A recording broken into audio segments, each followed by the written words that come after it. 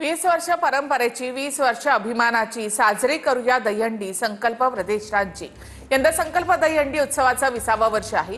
दहीहंडी उत्सवाच्या ठिकाणी 9 थर लावून सलामी देणाऱ्या पथकाला 21 लाखांचं बक्षीस जाहीर करण्यात आलेलं आहे।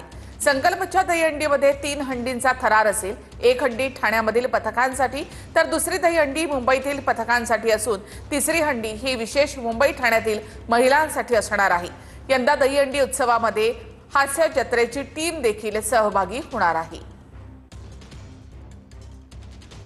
20 वर्ष या चौकामध्ये दहीहंडी उत्सव साजरा करत असतो।